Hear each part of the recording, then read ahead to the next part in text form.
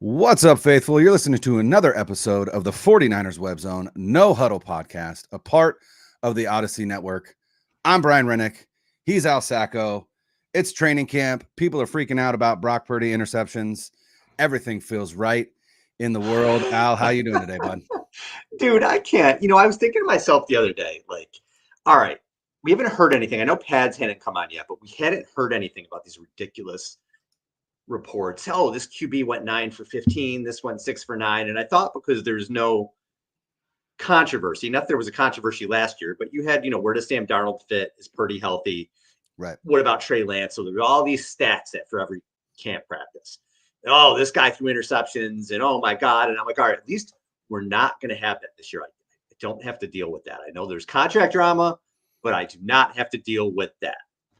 Well, Brian, listeners, viewers, I Rookie spoke mistake. too soon because we're back. We're back on the Brock Purdy interception watch, apparently. They're like, oh my God.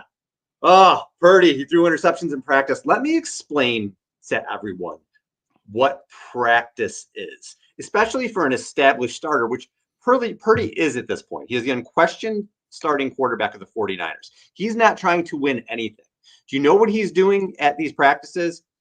He's working on shit. He's working on his game. He's pushing the envelope. He's trying things that he wouldn't try in a game, taking chances. I wouldn't normally do this here because the rush is coming on me, but I'm going to throw this ball. We'll say it's practice. It's practice. These interceptions mean nothing. And people talked about it the whole camp last year, the whole camp, and dude almost won MVP. So if we're in week 3 and he's throwing bad interceptions, you know what? We're going to be on top of it. Everybody will be on top of it. But I can't with the camp stuff. If you want to just report kind of here's what happened. But to be like, he threw a really bad interception over the middle. It was just one of those things where you're like, where is he throwing it? It's practice. It's practice. I can't take it. I cannot take it. Well, not only that, but for those of you who aren't aware, the 49ers are playing against the 49ers in practice, which means Brock Purdy is going against the 49ers defense. So while Brock Purdy might be throwing interceptions, it also means that the 49ers defense is getting interceptions. And seeing as we want both the offense and the defense to be good this year, that's a good sign. That's a good sign for the defense, right? It's a good sign that the defense is getting interceptions against an MVP candidate from last season, the best offense in the NFL from last season. It is the day 3 of padded practices, maybe day 2. I'm not sure. Day Can't 2. remember. Day 2. Yeah, sorry, day 2. Freaking Day 2 2 of days in, padded dude. practices. Let's take 1, 2, maybe 100 steps away from the ledge. If you are freaking out about Brock Purdy interceptions, here's the thing. This is what you want your quarterback to be doing in practice, right? You want him testing himself. You want him testing his own limits, right? Because it's going to allow him to have that information as he goes into a game. Hey, I thought I could do this in practice. I was trying. I kept throwing interceptions. I know I can't do that in the game, right? It's all fine, guys. It's going to be okay. But here's the other thing. Like I said, it also means that the 49ers defense is getting interceptions. That's also a good thing. We've talked about this defense and what we're afraid of when it comes to this defense and run defense. That's our biggest concern. That's where the 49ers Web Zone No Huddle podcast is officially concerned about the run defense. That is our position. We're not coming off that position. But one of the things that we talked about is how deep this secondary is, the secondary room, both the corners, and there's unknowns at safety, but we've heard good things about Malik Mustafa so far in practice. We've heard good things about Jair Brown so far in practice. We've heard great things about Isaac Yiadom, both in OTAs and now in training camp. All good things. And one of the things that came out today that I thought was interesting, Diamador Lenore was in front of the mic, and somebody asked him about Brandon Staley. And again, something that we've talked about on the show. It is a unique structure, if you will, on that side of the ball, right? They brought Brandon Staley in, but not as the defensive coordinator. But Diamador Lenore absolutely singing Brandon Staley's praises today. Called him a genius. Said he loves what he brings to the room, right? The secondary room, which is where he's kind of focusing his attention. You've also seen videos coming out of camp of Brandon Staley specifically working one-on-one with Diamador Lenore, something that I thought was pretty cool. It's actually something that you saw Steve Wilkes doing with Charvarius Ward last year, which again I thought was interesting. Those again, Steve Wilkes, a secondary guy, Brandon Staley, a secondary guy, but Diamador Lenore, singing Brandon Staley's praises. Again, I felt like I was on an island when I said I would be more than happy to bring Brandon Staley in as defensive coordinator when they were still trying to find one. And the fact that they brought him in, he doesn't have that pressure as defensive play caller, but he can come in. He can be a teacher, which is something that every stop that he's been at, that he's been praised for as a teacher. And he can bring just his overall football IQ and coverage IQ to that side of the ball. I think it's going to end up being a pretty awesome hire. And I'm glad that players are already talking about how much they like having him there. Well, I mean, Staley was a punchline as a head coach, so that's something he's going to have to get over. Sure. However it happens, whether it's the stop with the Niners, if he becomes a defensive coordinator somewhere elsewhere after this season, or whatever happens, the only way he's going to get over that punchline status is to come and have success somewhere else. So he's not the defensive coordinator by name here, but certainly his fingerprints are going to be all over the defense. If you don't think that, you're crazy. Yeah, I think he's kind of basically the head coach of the defense. That's what he's here to do. With Sorensen being the coordinator kind of underneath him. So see how it goes with that. Again, for right now, still has a lot to prove. But in terms of this Purdy stuff, I know he's a hot button topic. I know people are there's a lot of people who want to be proven right in that he was a mirage, or he's just a product of your environment, or he's not that good, or just people who want attention, man. Oh, I know Purdy's gonna get me clicks or likes or engagement, so I'm gonna talk about how he did today. I'm going to talk about all the interceptions, and not everybody reporting is like that, but I think that that's part of it. But I came across this article last week that Bill Barnwell wrote. We actually tried to get Bill on the show today. Couldn't do it. He had other commitments. So hopefully maybe at some time we can have him on, because Bill does do a really good job with these articles for ESPN. I read most of his stuff. And this article on Purdy I thought was a very honest look at Purdy, the questions and or kind of misconceptions about his game, and what this contract is going to not only look like, but mean to the 49ers. He called it the Brock apocalypse. And he said that there's kind of a ticking time bomb with this roster. So I thought this would be really interesting for Brian and I to look at. And we're going to do that in this show. Now, Brian, the questions or like misconceptions that he talked about in the article and that we're going to highlight here are Purdy on obvious passing situations. Can he operate purely as a drop back quarterback? Does he struggle when he's trailing? Can he throw deep? Can he throw outside the numbers? Does he benefit from having wide open receivers? In other words, does he benefit just from playing under Shanahan? Can he play outside of structure? And then we'll look at that extension numbers and the ticking time bomb that is the roster. So first and foremost, an obvious passing situation. So Barnwell says there's a lot of different ways to look at this, but he went with 3rd and long. So 3rd yards and 8 or more to go. So as you would think, most QBs do worse on 3rd and long. But Brian, Purdy's QBR is 56.6 in those situations, and that's 6th in the NFL. He averages 8.4 yards per throw, which is 5th in the NFL. And his 0.18 expected points added per dropback in those situations is also 5th. So he's been pretty good on obvious passing situations, despite what people would say. So that's the first thing, and one of those misconceptions that people are like, he can't do that. Maybe the numbers say otherwise. Yeah, again, I don't know. I think it just boils down to this. There is Brock Purdy is really I would call it a dividing line between casual ball watcher and relative ball knower, if you will, right? Like how you feel about Brock Purdy, I feel like really delineates whether you are more of a casual fan, and there's nothing wrong with a casual fan. I'm not at all saying that that's bad. Or a fan that understands the game on a deeper level, if you will.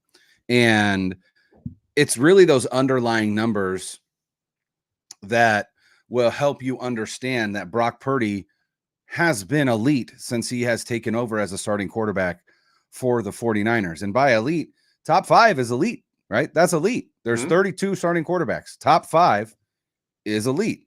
Maybe, or you might argue top 3 is elite. Fine. He's still a top tier quarterback based on production numbers.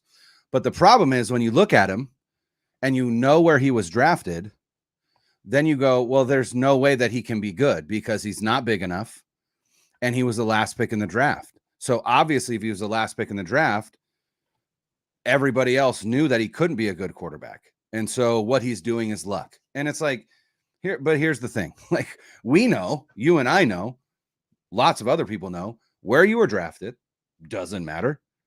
How big you are doesn't really matter. If you can do what Brock Purdy has done for as long as he has done it. Again, we're talking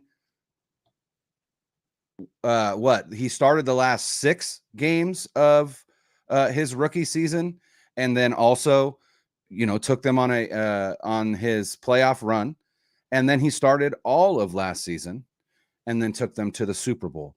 That's not a small sample size. It's not a massive sample size. This season is important, right? Which is why they haven't, I mean, they can't sign him to an extension, but the extension talk is still talk, right? But there's enough there to show and enough underlying numbers to understand that what he's doing is not just luck, it is repeatable. And, the thing that I thought was interesting, he went even further than just 3rd and long because, he said, if you look at just 3rd and long, the quarterback who ranked 3rd in those spots over the past 2 years by EPA was Garoppolo. And the guy between him and Garoppolo is Tua Tagovailoa, another guy that people, is a lightning rod. For all over the board on, right. Yeah. But so Barnwell said, let's consider another measure of obvious passing situations, which is NFL Next Gen Stats assigns a passing probability to each snap, given what history suggests about down distance and game situation. And if you look at just those plays where there's an expectation of at least 75% that a pass is coming, Purdy's 0.14 EPA per play over the past 2 years ranks 3rd in the league behind Mahomes and Josh Allen. Again, pretty good company. Now Tua is 5th and CJ Stroud is 10th, right? So while there is something to say about the system that he plays in, the argument is, does the system make Brock Purdy? I don't know. But I feel like the other question is, does it matter? Does that really matter? Because that's the system that he plays in. Right. If he's going to play in the system that he plays in and he's going to do it at an elite level, then he's going to be really good. And the 49ers are going to be really comfortable moving forward, right? That's all that matters. That's all that matters. Does he play within the system that he has to play in? Well, and the answer is yes. And so, if you put him on the Chiefs, does he do as well as Patrick Mahomes? Probably not, but it doesn't matter. He's not on the Chiefs. Right. He's not on the Chiefs. Right. He's not on the Chiefs. He's on the 49ers. So, when it comes to some of these questions, though, like obvious passing downs, Bill Barnwell shows us Brock Purdy passes the sniff test. He's done pretty damn well since taking over as the starting quarterback in San Francisco. And can he operate as a pure drop back quarterback? Barnwell says his 71.7 QBR without play action over the past 2 years actually leads the league. Yeah. It leads the league. Yeah. And we know Kyle's offense is built on a lot of play action. And that's one thing people who don't watch Purdy will say, well, he needs the play action. He needs it. Well, obviously not. Again, the numbers say different. Now, I said this was also a very fair look at him. He looks at, does he struggle when he's trailing? So when the Niners are trailing, he does lead the league in yards per attempt over the past 2 seasons, which again, when trailing, at least 61 trailing. Now, the issue when he's trailing is that he has been prone to more interceptions. So Purdy's throwing 9 TDs and 9 interceptions when trailing over the last 2 years, and he's got a 35-6 touchdown interception ratio when either tied or ahead. So again, he's a young quarterback. He has a 6% interception rate when trailing. That's high. That's really very high. But again, that's something that maybe he will get out of as he gets older and gets more experience. Now, CJ Stroud didn't throw a single interception while playing from behind during his rookie year. But Stroud was also 16th in the NFL in QBR without a play fake. So, again, Stroud's got to prove in drop back situations. He was better in Purdy when playing from behind. They're both young quarterbacks. These are both things that these quarterbacks can improve on. So again, very fair. Purdy from one behind, a critique on him. Seems like he forces the ball a little bit and gets himself into trouble, but he can operate from a drop back standpoint. He just right now is a little bit few too many turnovers there. And here's the other thing to keep in mind when you're considering that interception rate and interception percentage when trailing, is that when trailing, that becomes not just obvious passing downs, but the defense knows you're passing. And that becomes true pass sets for an offensive line that isn't great at true pass set pass blocking, right? Like they are not great at just traditional drop back passing pass blocking. And so you got to keep that in mind as well. Like it's all context. All of it is context. And I know context is not something that tends to be taken into account in our hot take internet culture now, right? It's like context is a bad word, but you can't evaluate anything outside of context, right? And so my question is, if we looked at those 9 interceptions that he's thrown while trailing, how many of them have come with pressure in his face? I'd be interested to know that. I don't know that we can find that, but I would be interested to know that. Again, not absolving him of making poor decisions, but just, again, taking into account that this offensive line is not great at true pass sets and is probably not giving him as much time as he would have in a situation where they are either A, not trailing, or B, ahead, if you will. And can he throw deep? So this obviously was an issue for the 49ers with Garoppolo. Garoppolo didn't like to throw deep. They were missing those plays, and the points per game for the 49ers showed that. Again, I talked, how much did I talk about before Purdy was in there, that the Niners can't score points. They weren't scoring points. And when McCaffrey came in, they had a couple games where they did and a couple games where they didn't. They didn't score against the Chargers, and might have been the Saints was another game where they had a lot of trouble scoring. The Saints. They scored 9. They just couldn't get the big chunks unless it was yak yards with Garoppolo back there. With Purdy, that changed almost instantly, and it changed the offense, and they started scoring 30 points every game. Now, his average pass over the first 2 seasons traveled 7.6 yards in the air, which is a little bit above league average, Purdy. When he does throw deep, he was much more efficient than Garoppolo had been, and his 97.5 QBR on deep balls is the 3rd best mark in football, according to Barnwell. 3rd best. 3rd best. So when he does throw deep, it's at an elite level, or elite production anyway, I should say. He doesn't quite throw deep as often as other quarterbacks. About 9% of his passes are deep throws. And Barnwell compares that to Stroud, whose mark was a little bit over 11% as a rookie. So, again, Shanahan's offense is a lot of over the middle stuff, but they are taking more shots. And when they are, incredibly efficient, incredibly productive when you're talking 3rd in the league. So, and again, this isn't Jimmy Garoppolo, who was pushing 30 years old, and you're like, all right, this is what he is. This is a 23-year-old quarterback who was in his first full season last year. Remember that. His first coming full off an season injury last year, coming off an injury, and was this efficient in all these metrics that we're talking about and in deep balls. So again, and rehabbing that injury all the way into November. Yeah. So that's really impressive for me, because that aspect of the 49ers offense was missing. They suffered because of it. And now it makes them dynamic in a lot of ways.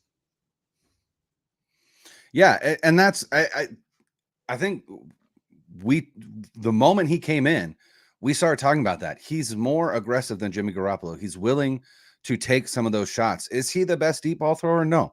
Does he have the biggest arm? No. Is he going to be able to launch 80-yard bombs to Brandon Ayuk or Danny Gray or Deebo Samuel? No, he's not. But he has enough arm to throw deep.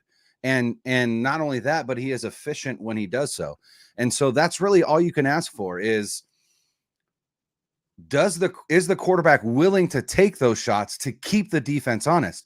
Because the problem for the offense with Jimmy Garoppolo is every other defensive coordinator knew he wasn't taking those shots. So you just have to put a ceiling on him and then flood the zones that you know they're going to attack, and you can stop that offense. If Purdy is going to continue throwing deep, even at the percentage that he is, which was about 9%, which is a little bit below league average, you're keeping other defensive coordinators honest. And that's all you can ask for in that regard. And as he gets older and as he gets more physically, I won't say more physically mature. He's 23 years old. He's probably reached his physical maturity, but again, more years in the league, more off seasons to work on things. I think that's going to be a part of his game that probably gets a little bit better. He's never going to be, a consistent deep ball thrower in the NFL or the best deep ball thrower in the NFL, but no one expects him to be either. Matt Ryan wasn't the best deep ball thrower, but when given the opportunity in Atlanta, he took advantage of it. That's all you can ask for, and that's what Purdy's been doing. Another thing Garoppolo was not great at was throwing outside the numbers. Barnwell asked, can Purdy be an effective passer when he's throwing routes that break vertically or out to the sidelines?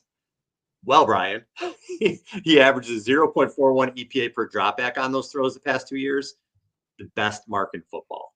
Tua was second, Prescott was third, Allen is fourth, and Stroud is fifth. And yeah, he says comfortably the best mark in football. Again, pretty damn good. You can't get much better than that. Those are some pretty impressive names, regardless of what you think of Tua. Tua can still be pretty prolific. Tua's problem is when it gets cold and late in the year, it kind of doesn't happen for him. But he's still a prolific quarterback. Shrinkage. Yeah, exactly. Tua's problem is shrinkage. Yes. And that's the other thing is it's going to lead into the next point, but if you hear that, I know that there are going to be people that go, well, yeah, that's because he's always throwing to wide open wide receivers outside the numbers. Is that true, Al? What does Bill say about that? It's not. Does he benefit from throwing to more wide open receivers? So on a whole, Bill says Purdy's intended targets aren't notably open. The average separation between his receiver and the nearest defender is 3.5 yards, which is exactly league average. Next Gen Stats also splits the separation rates up into buckets, which gives us some further insight. Again, I'm reading Barnwell here. More than 47% of Purdy's throws are to open receivers, which is defined at least 3 yards of separation at the time the pass arrives, which is well above league average of 43.4%. It's the seventh highest mark in football. At the same time, though, just 21.2% of Purdy's passes are to wide open receivers, 5 yards or more of separation, which is 25th in the league the past 2 years. So his guys are open, but not crazy wide open. Well, and he also says that those trends hold if you just focus on in-breaking routes, which are famous in the Shanahan offense, right? The Shanahan offense is famous for in-breaking routes, which are easier for quarterbacks to throw. But when Barnwell says that when we just focus on the in-breaking routes, so it's not strictly the same trends hold. So it's not strictly a product of where Purdy throws the ball. Purdy's receivers are open, but they're not wide open. And again, isn't that the goal? Isn't that the goal?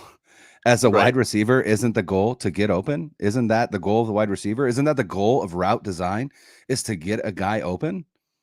That's the point. So again, it's the question of, is he operating the offense to the best of its ability? Yes. The offense is designed to get guys open, and Purdy knows where those guys are going to be open and can throw the ball to that window. Is that a tight window? No. Does it have to be a tight window? No. Would you prefer it to be an open window than a tight window as Kyle Shanahan or Brock Purdy? 100%. So again, it's not about, it's not like, again, he's throwing to guys where there's no defender in the screen. Barnwell's like, no, it's not that. It's average open. It's average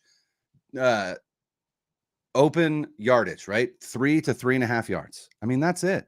So again, he is not a product of wide open wide receivers. He's a product of a system that gets wide receivers open. And he can operate that system better than anybody else that we've seen in that position in San Francisco since Kyle Shanahan's been there. That was always a comical thing to me. And Peter King said this to us. He said this almost verbatim when we had him on. How'd CJ Beathard do? How'd Nick Mullins do? How'd Jimmy Garoppolo do? Other quarterbacks have been in this system. The only two that have played really to this level are Matt Ryan and Brock Purdy. That's it. Shanahan's been a coach in the league for what? Offense for 20 years? 20 years? Close, yeah. These are the only two. So, come on. Now, what about out of structure? Well, Mahomes and Allen rank 1 and 2 in EPA per dropback when they hold the ball for more than 4 seconds. Those are the two best, right? You would think of making things happen and everything else.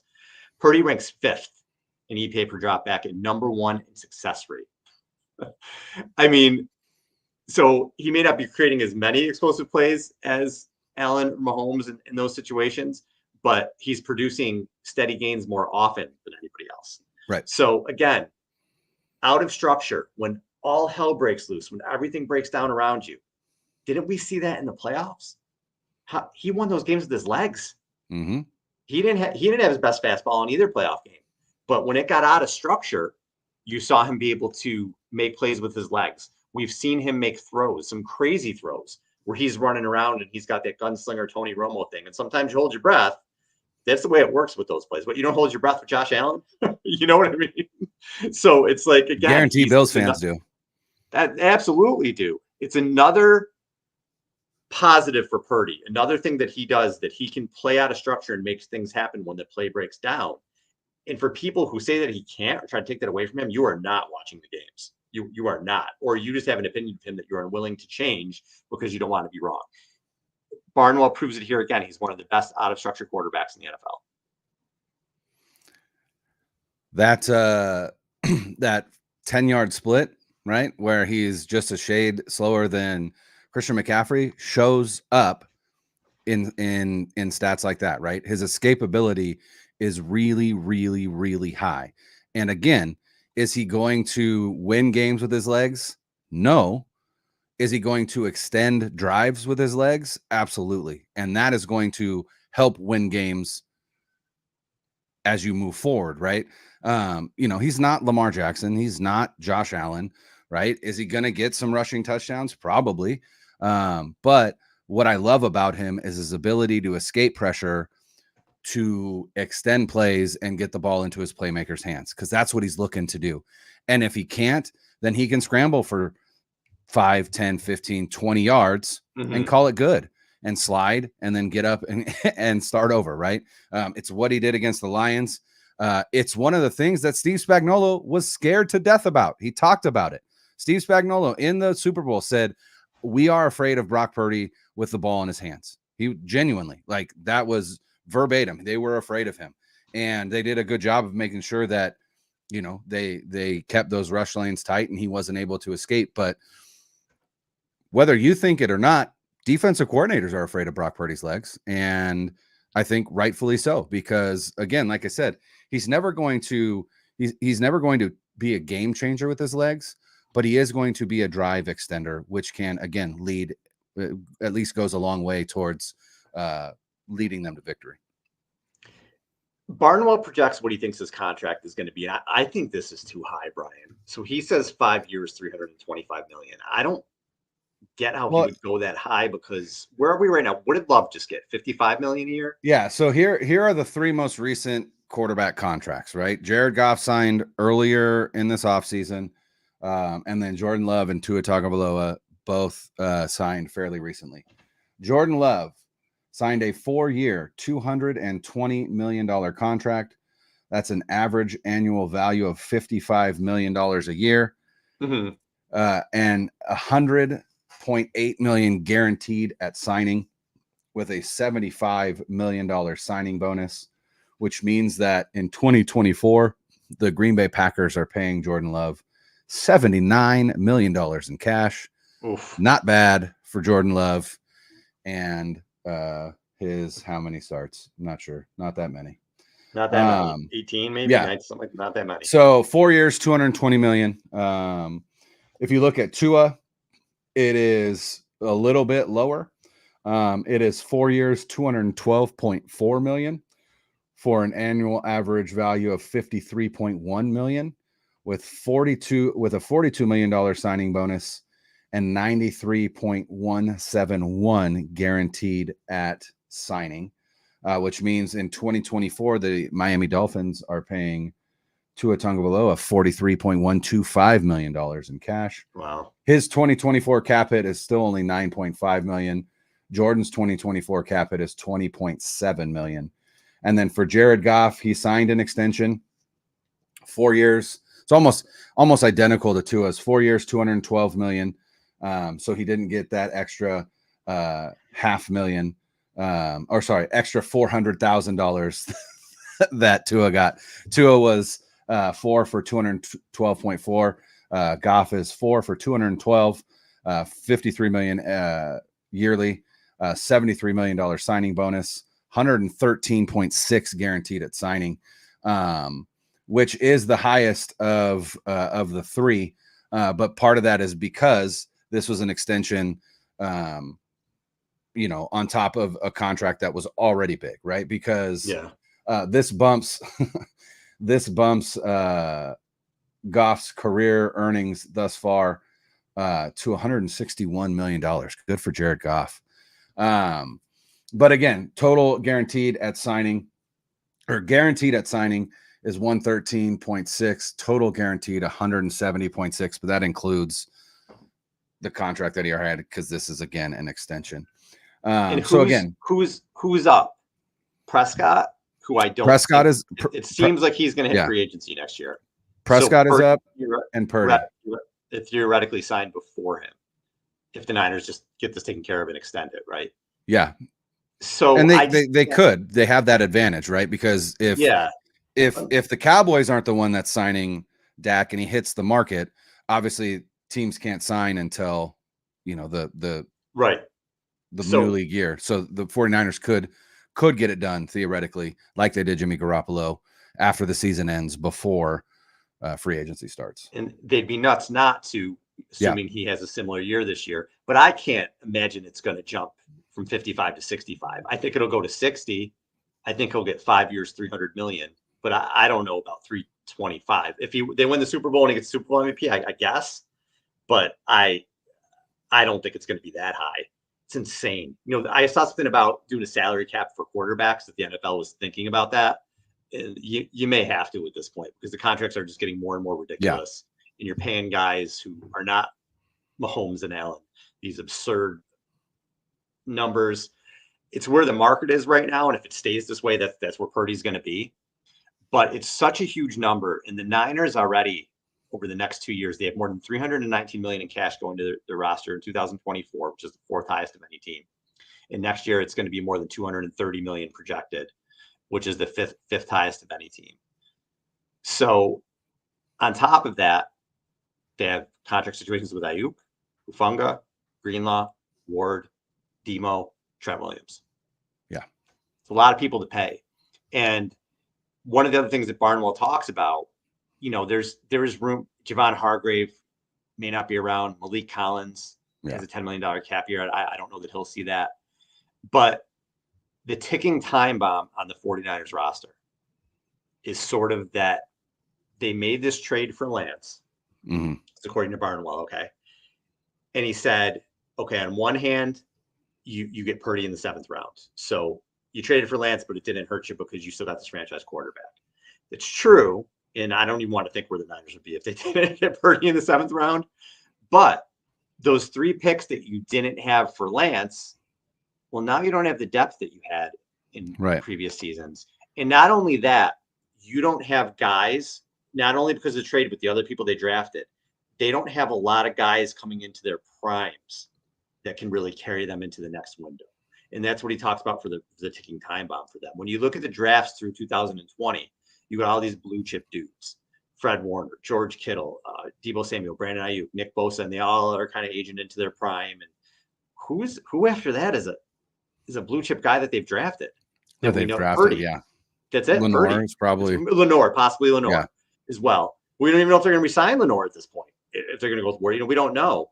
So there is an issue moving forward with the roster. If some of these guys don't hit and you pay Purdy what we think you're going to have to pay him, and the Eagles are paying a lot of their offensive guys, right? It seems like they're paying the whole offense. But the Eagles they don't have Nick Bosa, who's making quarterback money. They don't have Fred Warner, who's making in the 20 millions. So the Eagles have paid their offense for at least this year. But eventually, again, that'll come home to roost too. Yeah. Niners, if the guys like Pearsall and these guys that they took recently, if they don't start to hit with some of these guys, you could be in trouble. And if Purdy is not top tier quarterback, franchise quarterback, if he doesn't continue to ascend or play really well, you got a problem. That's kind of what Barnwell says is eventually some of these guys are aging out. You're going to have to get rid of Williams or Kittle in the next year or two. You're gonna have to make decisions with the Greenlaw, Ward, or Lenore because of this Purdy contract, and then you have the Ayuk thing on top of it. And if these other guys don't step up, all of a sudden this Niners roster goes from ridiculous, like it is right now, to we need our quarterback to be really good because now we can't afford all these other luxuries. Well, and one of the things he points out, again, he gives this Barnwell article is great. And he really he uses multiple examples to show how different teams handle paying their quarterback, right? He brings up the Bengals, he brings up the Chiefs, and then he brings up the Eagles. And one of the things that he says about the Eagles that is interesting is the Eagles in 2024 are spending more than $213 million in cash on their offense, right? Which is the most expensive offense in NFL history. Because they're paying Jalen Hurts, they're paying Saquon Barkley, they're paying AJ Brown and Devontae Smith, they're paying Dallas Goedert, they paid Jordan Mailata and Lane Johnson, their 2 tackles, and they paid their guard Landon Dickerson a good amount of money as well.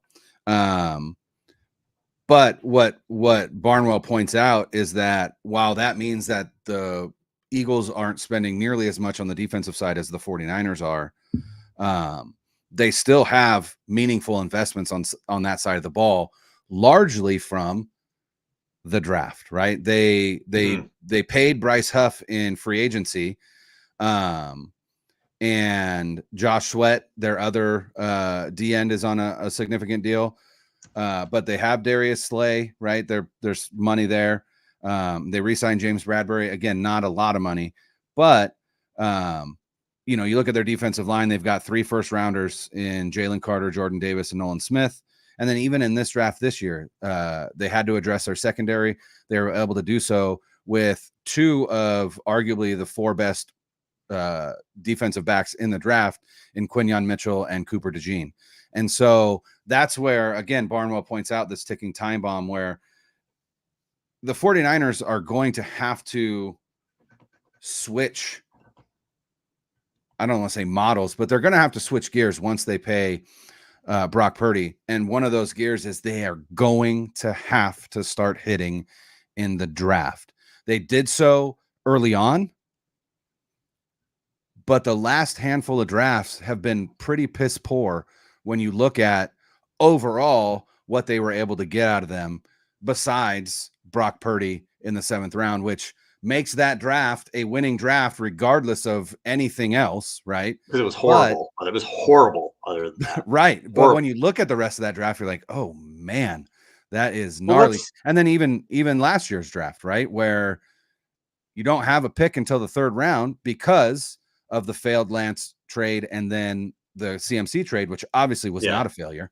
No one's ever going to, bemoan that trade. But again, you didn't get to pick until the 3rd round, and one of the first pick you made might be contributing this year in Jair Brown, but the second pick you made is Jake Moody, who had his issues last year. Hopefully, he moves forward as just a reliable kicker, and then Cam Latu, who has been mentioned positively in camp so far, which is a good thing. But again, we don't expect a lot out of that. So that's where the rubber meets the road, though, because once you pay your quarterback, you need cheap depth, and that you get that in the draft.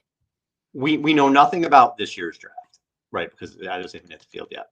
But let's look at the draft since Lance, and I want you to tell me what players look like cornerstones of the next window. Not like, oh yeah, he's going to be a backup linebacker. Cornerstones, right? Because they drafted an awful lot of cornerstones in 2017 through 2020. A lot of cornerstones. Okay, so let's go through. Trey Lance, obviously not. Aaron Banks, I don't think he's going to be on the team next year. Because they're not going to pay what the market pays for interior offensive linemen. Not a horrible pick because you got 3 years of starting out of him, but also not a cornerstone moving forward. Trey Sermon, obviously no. Embry Thomas, no. Jalen Moore, he's a backup. Lenore, I would say yes. I think he's going to be, Okay, so I think they pay Lenore over Ward just because Lenore's younger. Yeah, I think Lenore is going to be there. So that's and in the 5th round, that's a terrific pick. Hufanga, great pick. I don't think he's back next year. Yeah, I think Mustafa's there to replace him. So again, Mustafa's a more athletic Talanoa Hufanga. which is great. So again, he is not going to be a core piece of the next window. At least, Yeah. I don't see it that way. Eli Mitchell, again, terrific 6th-round pick, not going to be around next year. Drake Jackson, 2022, looks like a horrible Wolf. pick. His days may be over.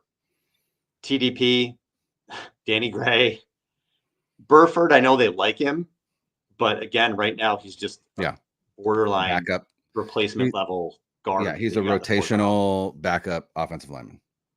Sam Womack, no. Nick Zakel, no.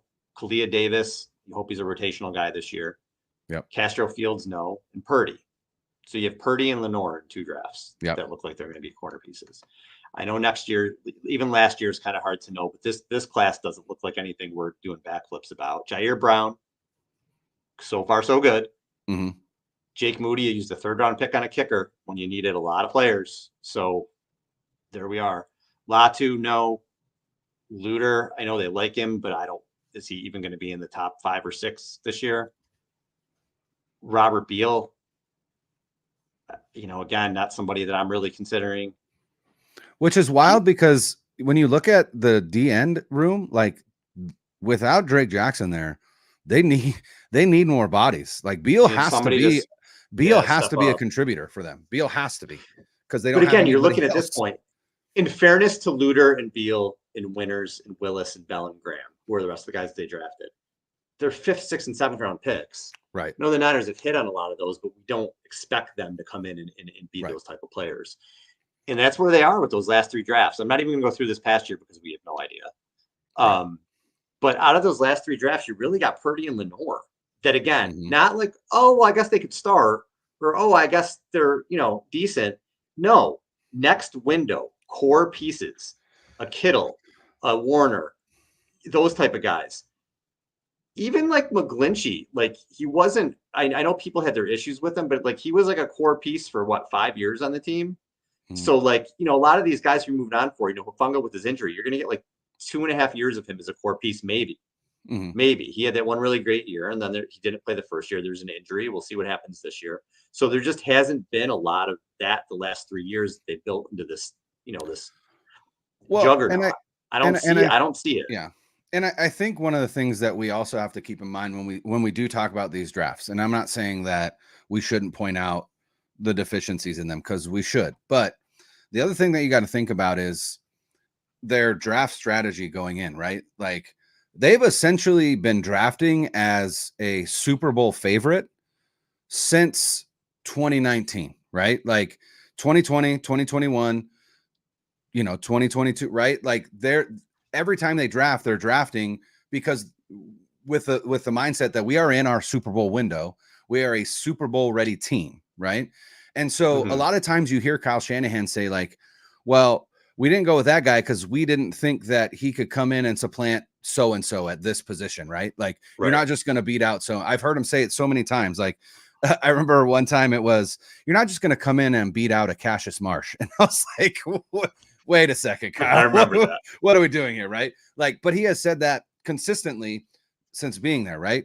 So I feel like even their draft strategy is going to have to start to change because you are going to have to start taking some swings on talent, right? Hoping that even if you're taking swings in the 3rd, 4th round, you're taking swings on guys that will be possibly like a core player moving forward rather than we are just drafting for depth because we've got vet starters all over this team that we know are going to be starters. We're not going to get rookies that are going to push these guys. Well, eventually you're going to need rookie starters because you can't pay enough veterans to be starters, right? Because you're paying Brock Purdy. So their whole draft strategy, I think, is going to have to take they're going to have to take a look at it, and it's going to have to shift a little bit as well. Well, look at what they've had to do. They had to pay Hargrave because they missed on Kinlaw.